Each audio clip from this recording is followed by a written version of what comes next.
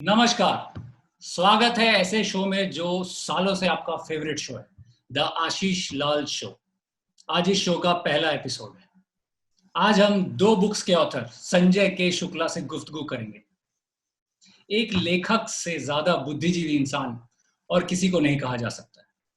हमारे समाज में उन्हें बहुत ज्यादा इज्जत मिलती है, इसलिए आइए पूरे इज्जत से इनवाइट करते हैं मेरे बचपन के दोस्त और बुद्धिजीवी संजय शुक्ला को।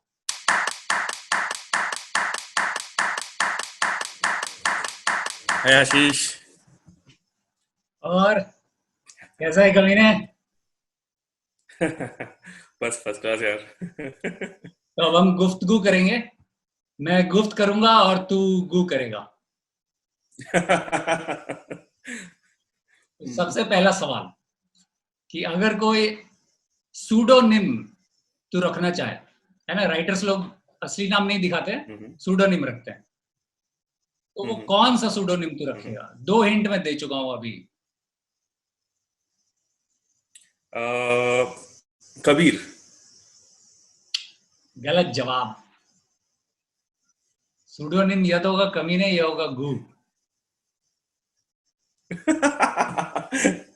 तीसरा सूडोनिम भी रखा जा सकता है तेरा, वो है चोर, क्योंकि तूने मेरी super hit short film I am your boys का टाइटल चुराया है। या दैट्स ट्रू। हाँ।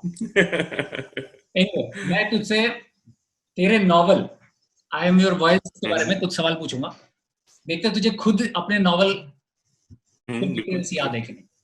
ठीक है, पहला क्वेश्चन है कि पहले दूसरे सीन में ही बंदा जो है अपने मैट्रिमोनियल मीटिंग्स में, जैसे कि बैंगलोर में है, वो जा रहा है, लड़कियों से मिल रहा है, अलग अलग लड़कियों से, तो वो श्रुति से मिलता है। ठीक है, श्रुति से मिलता है, वहां पे श्रुति बहुत ही कमीनी टाइप की बंदी होती है। बाद में पता चलता है कि कैरव भी काफी कमीना निकला, बट वो श्रुति ऑर्डर करती है केक्स। कितने पीसेस केक?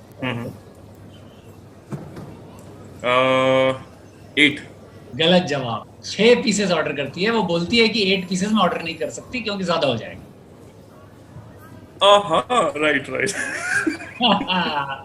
साले चोरी किया तूने, जरूर तूने ये बुक चुराई है कहीं से।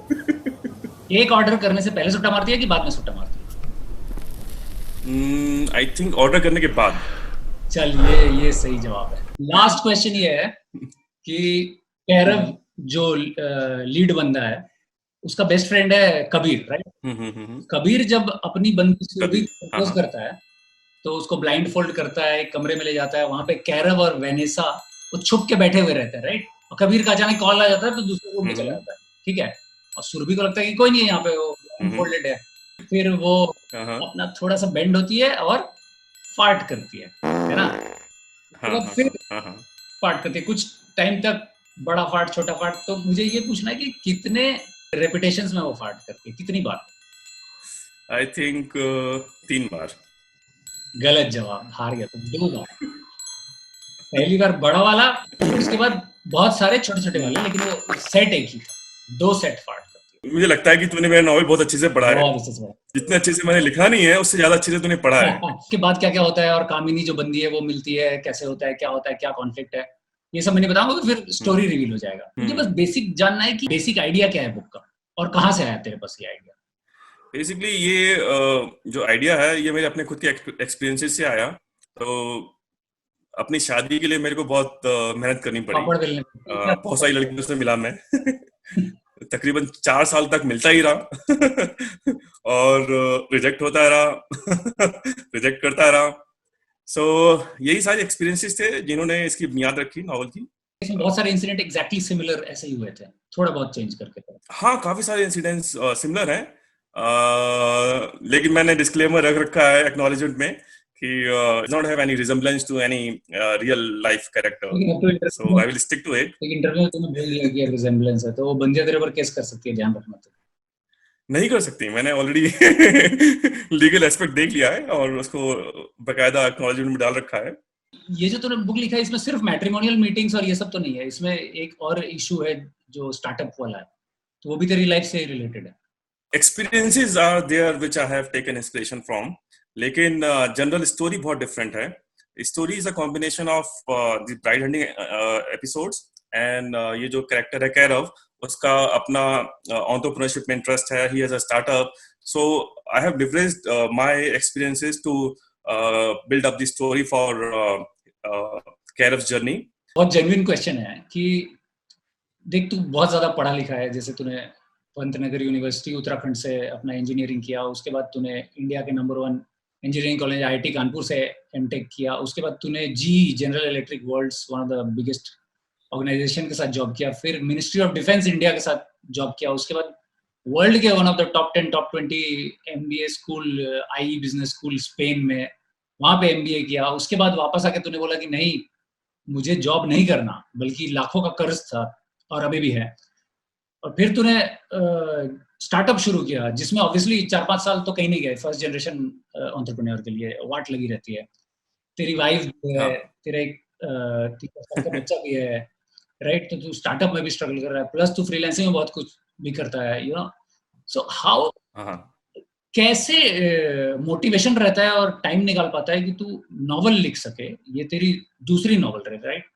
और पहली पब्लिश हुई थी nobody dies a virgin, right? उसके बाद अभी ये पब्लिश हो रही है. तो कैसे टाइम निकालता है? और जो पहली बार नॉवल लिख रहे हैं उनको तू कैसे बता सकता है? क्योंकि तुझसे ज्यादा बिजी आदमी मैंने नहीं देखा. कैसे बुक के लिए टाइम निकालता है?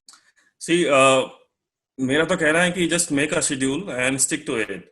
आप 15 मिनट ही काम करो, लेकिन लगातार काम करो, परसिस्टेंटली काम करते रहो, तो कोई भी ऑब्जेक्टिव पे पहुंचना मुश्किल नहीं है. सो नॉवल में ऑफ कोर्स बहुत टाइम लगता है. मैंने पहला नॉवल लिखा था तो ऑलमोस्ट मैंने 4-5 हजार घंटे इन्वेस्ट किए थे उस पे, and that was because like I was writing it for the first time. I made a lot of mistakes. मेरे को 2 बार पूरी मैन्युस्क्रिप्ट चेंज करनी पड़ी. So it took a lot of time. ये दूसरा नॉवल में मेरे को करीबन 2000 घंटे लगे. But it's not that I have written like continuously for 1 year and I have completed this novel. No, 3 या 4 साल लगे मेरे को लिखने में. Another thing is that anyone can write a novel, but a novel which is interesting for the other person to actually invest time and read is something that you should aspire for. You can try yourself, make mistakes, fail, and then redo. लेकिन उसमें there's a chance that you will lose your motivation, because like once someone says that this is not up to the mark or this is not good, you will leave the effort. The other approach is you seek a mentor. You ask them like how I can methodically write a novel. At least those failures can be avoided. So your effort will be more focused and you can achieve the same good work in a lesser amount of time.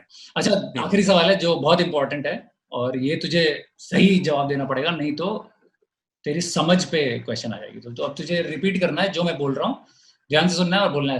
समझ समझ के समझ को समझो, समझ समझना भी एक समझ है, समझ समझ के जो ना समझा मेरी समझ में वो ना समझ है. चलो स्टार्ट. समझ समझ के समझ को समझो, समझ को समझना भी एक समझ है, समझ समझ के जो ना समझे हमारी समझ में ना समझ है. चल, काफी हद तक सही था भाई, क्या बात है. तो इसी के साथ हमारा ये सालों पुराना सबका फेवरेट शो, इसका ये पहला एपिसोड है, खत्म होता है.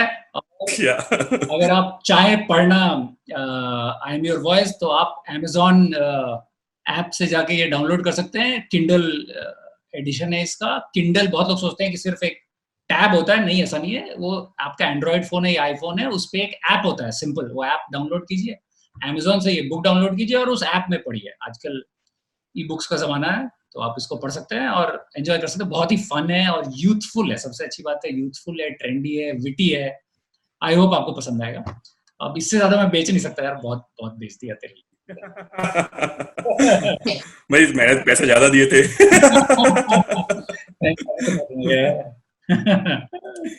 चलो भाई, all the best for your book. Bye bye. And yeah, thanks a lot, Ashish. Thank you.